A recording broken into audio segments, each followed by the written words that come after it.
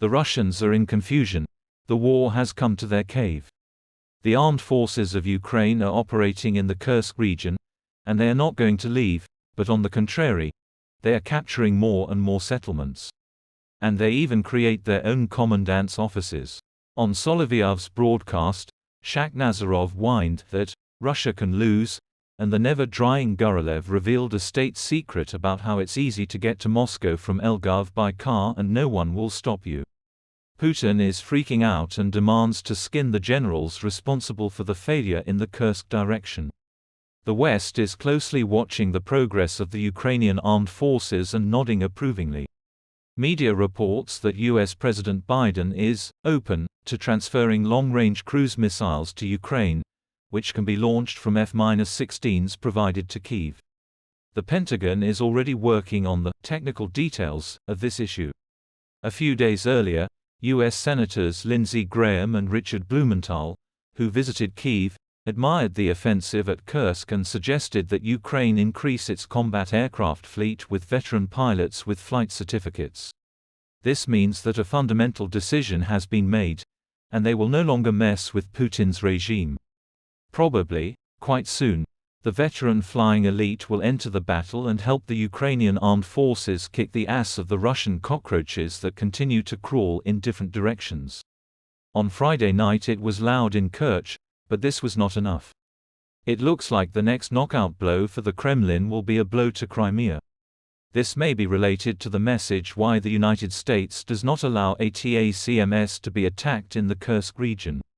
The US takes this position not because of the risk of escalation, but because it has a limited number of long-range ATACMS missiles. According to Washington, it would be more expedient to use the provided missiles for further attacks on occupied Crimea. It's time to take the peninsula away from Putin, depriving him of his main geopolitical conquest. The cards that the bald strategist tried to play quickly lose their trump suit. Iran still won't attack Israel, and Trump won't come to his senses after Biden's castling with Kamala Harris. During an unsuccessful 2-hour interview with Musk, Trump again talked about how he wanted to get along with Putin, and this contrasted sharply with Biden's intention to clean up after himself, the bald misunderstanding that was sparked by imagining himself the master of the European gateway. British ministers are already holding consultations on the use of Storm Shadow cruise missiles by the Ukrainian armed forces to launch strikes on Russian territory.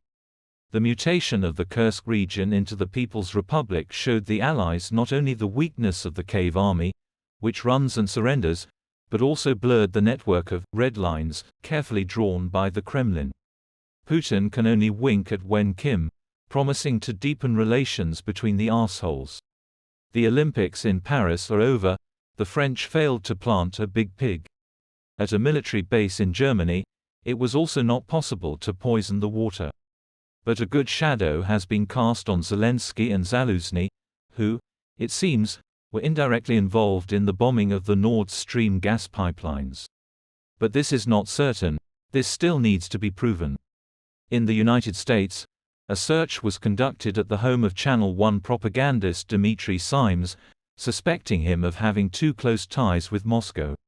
So close that they look like treason for good money, and now such open political prostitution is fraught with a prison sentence for Simes. True, he carefully left the country and stated that he did not know what exactly they were looking for in his mansion. "I didn't see the warrant.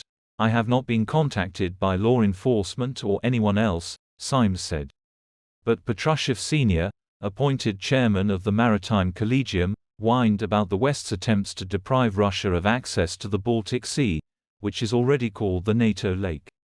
The former commander-in-chief of the Alliance Armed Forces in Europe, Admiral James Stavridis, said in May 24 that NATO wants to use the Baltic Sea in the event of a war with Russia. And then the little girl squealed that she was pinched and pinched.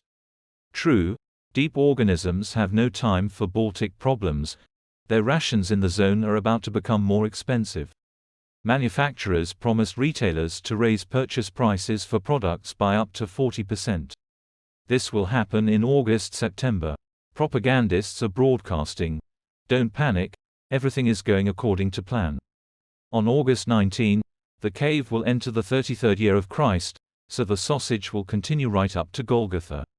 Both Black Swans, at the Ozero cooperative and unexpected referendums in the Kursk and Belgorod regions are possible. Crimea may dry up and fall off. Tired of political escalation? Focus on your personal life, snitch on your neighbor, and get ready for the worst-case scenario. The cave will be crucified, and no one promises resurrection.